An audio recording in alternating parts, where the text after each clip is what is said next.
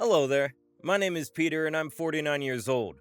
I am currently the president of a major company. 7 years ago, I used to work as an analyst in an investment and wealth management firm before I joined my current company. I have an MBA in finance, so working in an investment firm was always the plan. It was my first job ever. I joined the firm right after my MBA and worked there for a solid 10 years. Honestly, it was a great place to work. I had a great team there and the paycheck was good. I had just graduated and didn't know anything about how the world of business and finance worked. My job taught me everything. However, my boss, Mr. Walter, was always mean to me. He was my manager, and let's just say, he was the kind of guy you wouldn't want to run into on a good day because he was always ready to turn it into a sour one. No one liked him, and he liked nobody, especially me. I remember the first time I met him, and it's safe to say that he hated everything about me. It was my first day, and I went up to him to introduce myself. Hello, Mr. Walter. Who are you? I'm Peter. I've just joined. This is my first day here. And? I guess I just wanted to come and say hi to you. I'll be joining your team. Well, that's unfortunate. What? Did I do something wrong? You will soon. I'll definitely try not to. I know guys like you. You come around here with your shining MBA degrees and think you're better than everyone else. Mr. Walter, I assure you I don't think like that. We have people here who are far more talented and deserving, yet you get the privilege of working here at a better paycheck just because you have a pretentious degree that no one really cares about. This is my first job ever. I don't know about the paychecks and everything, but I had been told by the hiring manager that I am being compensated fairly for my time and work. The hiring manager doesn't even know what we actually do here. A new guy like you would take months to understand how everything works. You'll be a burden for me, and I already have a lot on my plate. I'm a quick learner, Mr. Walter. I'll try to understand and learn everything as soon as I can. I'll try not to be a burden on you. See, just because you have studied finance, you think you'll be able to mug up everything better than other people. All of you people are the same. Big talk and nothing more. I suppose this is not a good time. I'll come and talk to you later. It was a pleasure meeting you. Wish I could say the same. I came back scratching my head, confused about what had just happened. Everything seemed fine and everyone was so cool about everything in the office until I met Mr. Walter. It was a weird first interaction. I wasn't angry or sad. I was just confused. What had I possibly done during the first few hours of my joining that made this man so pissed? Still, I gave him the benefit of the doubt. I thought maybe he was just having a bad day today and tomorrow would be different. But I was dead wrong. I went to the break room to get myself a coffee. I made myself some coffee and sat there thinking about how I would deal with Mr. Walter. And how would I work with him if he behaved like this? Since this was my first job, all of these things were really concerning me. That's when someone came in. It was my high school friend Keith. We were on the high school football team. He was our captain. Keith had already been working here for more than 2 years now. I went up to him to ask him what was the deal with Mr. Walter and why was he so pissed at me. That's when he told me what was up with them. Hey Keith, is that you, Peter? What are you doing here? I just joined. It's great to see you, man. How long has it been? 6 years? More than that. I didn't know you were in the city. I thought you went to some other city for your education. I did, and now I'm back. Well, I never thought I would see you here. I always thought you'd end up playing football in the big leagues. You're the one to say. You were our captain. You were the best. Of all the people on our team, you should have been the one to make it to the big leagues. Well, that was the plan, but the injury got worse, so I had to quit. Oh yeah, I remember. How's your leg? It's fine now, but I can't play football anymore. Well, that's unfortunate. Anyway, when did you join? I've not seen you around here before. That's because this is my first day. Oh, well, welcome to the team. How do you like our office? Thanks, man, I love the office. And the people. Except for Mr. Walter. He seems kind of weird. Here in Walter's team?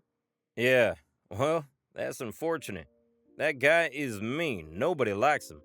I just went up to him to introduce myself, but he was really not in the mood. He told me that guys like me come here with our MBA degrees and think we're better than everyone else. Well, what can I say? He hates everyone, especially the ones with an MBA degree. Why is that? 2 years ago, when I first came here, I heard that Walter was supposed to get a promotion and become the area head. But the CEO had different plans. He hired another guy who had an MBA degree and made him the area head. It broke Walter's heart, and that's the reason why he hates MBA guys so much. And here I am working in his team. Could this get any better? Chill out. Maybe he'll end up liking you. Who knows? This is your first day here. I'd suggest that you take everything slow and try to learn as much as you can. Well, that's exactly what seemed to piss Mr. Walter so much. He told me that he'd have to teach me everything now and that I'd be a burden to him. It's gonna be okay, Pete, trust me. He behaves like that with everyone. It's just how he is. You'll be fine. Keith was trying his best to comfort me, but it seemed to have the opposite effect. I was more scared now. How could I work under a man who seems to hate everything about me? I finished the coffee and went back to where my team was working, and fortunately, Mr. Walter was not there. I sighed in relief, but I had a hunch that a storm was coming. The first month went by and everything was fine. I was always trying to avoid Mr. Walter. I only went up to him when it was necessary. I tried to do everything on my own and my team helped me a lot. I guess they knew Mr. Walter hated me, and I was scared of him. I thought my relationship with Mr. Walter would get better with time, but that didn't happen. Mr. Walter still seemed to be pissed at me. It was my second month in the office and I was trying to get a hold of how everything worked. There were minor screw-ups, but everybody knew that I was new and was bound to make a few mistakes. But Mr. Walter didn't think like that. I still remember the first time he got mad at me. I had to send an email to a client about his company's wealth management portfolio, which I forgot to send. And when Mr. Walter got to know of it, he rained down hell on me. He called me to his cabin and snapped at me. "What do you think you're doing here?" "I'm sorry, I don't understand, Mr. Walter." "You were supposed to send the portfolio report to the client. Did you send it?" "I'm sorry, Mr. Walter. I just had so many things to do, it slipped my mind. I was told that we could send the report anytime this week. I had planned on sending it yesterday, but I forgot." "My team doesn't work like this. We always send reports to our clients on Wednesday. Clients need time to go through the report. That's the reason we send it on Wednesday, so we can take up all their queries till Friday and have the weekends to ourselves." "I'm sorry, Mr. Walter, I didn't know that." "It has been 1 month since you joined, hasn't it?" "Yes." "And you still don't know about these things?" 1 month is more than enough for anyone to get a hold of these things. This is not rocket science. I guess they forget to teach you to be punctual in your business school." This was the first time I had to send a report to a client, so I didn't know anything about it. And I was told that we could send the report any day of the week. "Other teams do that. We don't. That's the difference between us and them. That's why we have better and bigger clients. I guess putting you on this team was a mistake. I'll send the report right away.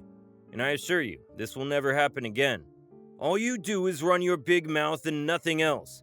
You told me that you were a quick learner, right? That doesn't seem to be true. It has been 1 month and you still don't know how we operate things here. You know what? I am extending your training program for 2 more months. You are not ready to handle the clients." 2 more months? That's extreme. All I need is a few more days to learn everything. After that, I'll be ready to handle clients and accounts. I wasn't asking for your opinion, was I? No, Mr. Walter. Then this is it. Your training period has been extended. I'll talk to the director about it. Now that I look back and think about this, I feel like 2 more months of training doesn't sound so bad, but at that moment, it felt like he had sentenced me to go to jail for eternity. Look at it this way. Very few people in the history of the company had their training period extended. It meant that the candidate was just not competent enough and needed more training and guidance. Since this is my first job ever, it hit me like a wrecking ball, shattering my self-esteem. I started doubting if I was fit for the job or if I should switch to another one. I went back to my cubicle and told my team about this. They told me this wasn't a big deal. They told me that this was for the better and it would give me more time to learn everything, which at that point felt like another way of saying that you're lagging behind and you would need more time than others to learn everything. It felt like an insult. After a few hours, Keith came up to me and told me that one of his teammates had told him about everything. He had to come check up on me. "Hey, Pete, how are you?" "I've been better. I suppose you already know what happened?" "Yeah, I know. I just came here to check up on you. One of your teammates came up to me and said that you were having a hard time. Well, they were not lying. It's alright, Pete.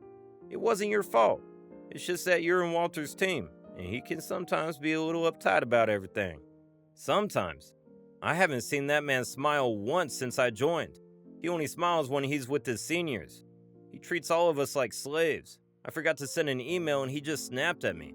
It wasn't even my fault. Nobody told me that Mr. Walter wants his team to send all of the reports to the clients on Wednesday. Hey, Pete, calm down, man. I know how you feel. You think that it's a big deal right now, but trust me, it isn't. You have no idea how I feel. Actually, I do. I know exactly how you feel. I know you've been told that very few people have their training period extended. But what you don't know is that I was one of those few people. What? Yeah. When I joined, my boss decided to extend my training period by 4 months. 4 months? Sounds like a lot, right? It does. But you know what? I deserved it. I screwed up big time, and I totally deserved to have my training period extended. And I felt like what you feel right now. Even worse. It hits more when you know it's your fault. That all of this was happening because you screwed up. I'm sorry. I didn't know that. You don't have to be sorry at all. It was one of the best things that happened to me. I learned more in those 4 months than I have in the last 2 years. I used to look at everyone and learn everything. I used that time to not just observe my team, but also other teams. It helped me learn the things that made some perform excellently and some below average. Use this time to make yourself better. I can never believe that you had your training period extended. I mean, you're you. You were the best when we were in high school, and I've heard everyone talk highly of you. I've also heard that you are the only one here who has won the Top Performer Award 3 times in a row. That's true, and none of this would have happened if I didn't have those 4 extra months of training. I know you don't deserve this, but we can't do anything about it. Since you have it now, use it to evolve yourself as a professional, alright? Sounds good? Sounds good. Thanks, Keith. I always knew you were a great captain, and you still are. Oh, please, stop. You're going to make me blush, Pete. Maybe lacking a little on the humor part, but that's okay. There's the old Pete I know. Never missing an opportunity to make a sarcastic remark. You know, you were the Matthew Perry of our team, with the same football skills as him and a little less good looking. Says a man who used to have a mohawk during the senior high school year. Well, I still became the prom king, didn't I? That's true. Thanks, Keith. I feel much better now. It's alright, man. You know you can come up to me anytime. I'm here for you. Keith was right. I used the time to learn everything better. Those 2 months taught me more than what I learned in 2 years at college. I'm so glad that it happened. I completed my training period, and now I was ready to handle clients. A year went by and I had positive reviews from my clients. At the end of the financial year, the director called me to his cabin and told me that I was doing a great job. All of this was because of the 2 additional months I had to get to know the craft better. I did what Keith did. I didn't have a lot of work in those 2 months. I just went from team to team, noticing what made the best employees best and stand out from others. I even saw Keith working with the client, and he was the Da Vinci of his work. He was so professional and vocal about everything. He called a spade, which helped the client understand the financial health of the business better. I learned by looking at the best. It exponentially made me a better professional than I was 2 months ago. 3 years went by and things were slightly better now. Mr. Walter became a senior manager, and I had become a senior analyst now. However, Keith was leaving the city because he found a better job somewhere else. Keith had already resigned and was at the end of his notice period. Myself and the other employees hosted a surprise party for Keith in my apartment. We also invited Mr. Walter, but as always, he didn't come and told us that it was a waste of time, throwing a party for a person who we might never see again. We didn't bother trying again. We knew he wouldn't come and most of us didn't want him there. We threw Keith a surprise party and it was amazing. We brought gifts for Keith and he almost cried. We forced him to give a speech and he did, hesitantly, but it was beautiful. I'm a little foggy on it, but it was something like, "Thank you everyone for the past 5 years. It has been the best years of my life and I'll always be grateful to God for every second that I spent with all of you." Hearing his speech almost made me cry, but then I gathered myself. For me, Keith was like an elder brother. We had a good bond when we were in high school, and when I met him in the office, He took care of me like an elder brother. I think I was saddest to see him leave, but I also knew he was meant for greater things, and he would have to leave for that. We all bid him farewell, and the next evening, he moved to another city with his family. 7 years went by, and I'd become a manager now, and Mr. Walter became the area head, which he always wanted to be. The director who replaced him had retired, and there was no one else to replace him. All of us knew, including Mr. Walter, that he would be the next director because he was the most experienced out of all. In these 7 years, I married the love of my life and we had a little baby girl. We also bought a new house and moved in. We thought we should raise our daughter in our own home, rather than a rented apartment. We had some savings and we took a loan from the bank to buy the house. Everything was going great, but then something happened that turned my world upside down. One day, we came to our office and our CEO introduced us to our new director. They had hired a new guy instead of promoting Mr. Walter. I looked at Mr. Walter when the CEO was telling us about our new director, and he looked super pissed, almost as if he was about to scream at the CEO. His eyes were red and teary. I saw him clenching his fist so tight that his hand was shivering. I knew then he was not okay. Once the celebrations were over, we all went back to our work. Suddenly, out of nowhere, I heard Mr. Walter call out my name. I could hear the rage in his voice. I knew something was about to go down. I stood up from my chair and went up to Mr. Walter. The moment I walked up to him, he started yelling at me in front of everybody. "Are you out of your mind? What is wrong with you?" "What happened, Mr. Walter?" "You're useless. I told you that your team was supposed to have a meeting with the client yesterday to discuss the renewal of this service agreement, didn't I?" "Yeah, you did, but the client told us that we could also have the meeting next week on Wednesday, so we rescheduled it for Wednesday." "Who told you to postpone the meeting?" "It was my call. I told my team to postpone the meeting to Wednesday. We will also have the client's portfolio report by then. It would be easier to retain the client if we showed him how much he has grown ever since he collaborated with us." "I told you that the meeting was supposed to happen yesterday, and you rescheduled it for another day? And you didn't feel like telling all of this to me." "We don't bother you with the rescheduled dates of the meeting, and you never ask us about it." "You're just so useless ever since you came here. You've been nothing but a headache, messing up everything." "I'm sorry, Mr. Walter, but I've been doing my job well. My team has the most number of clients, and we have the best client reviews." "You better watch your tone. You're replaceable trash. That's what you are. I should have fired you long ago. You never get things done on time." "In my defense, not everything here takes the standard amount of time, Mr. Walter. Some businesses are bigger than others, and they require more time. And I think we'll have a better chance of retaining the client on Wednesday when we have the entire report to present to him. It would be concrete proof of the fact that it would be profitable for him if he chose to renew the service agreement with us." "That's exactly why you're useless. You need a report to speak for your work? Your actions and the results are not enough." "The report is much more detailed. It shows numbers that can justify everything we've done for the client." "You know what? I can get someone 10 times better than you to do this job. You're fired. Get out of here." "What? You're firing me? For rescheduling a meeting? For being an utter waste of our company's money? And for being incompetent? Now pack up your stuff and leave. The HR will send you your termination letter." "But wait, Mr. Walter, wait!" Mr. Walter was not ready to hear another word. He furiously went back to his cabin. I knew he was just using me to vent out his anger for not becoming the new director. I wanted to keep my job, but my pride didn't allow me to go to Mr. Walter's cabin and beg not to fire me. So I went back to my cubicle and started packing my stuff. My team tried to convince me not to leave and go talk to Mr. Walter, but I had too much of him by that time. I was furious, and the way he treated me, I spent 10 years working for him and that's how he treats me? Nothing anybody could say would have possibly changed my mind at that point.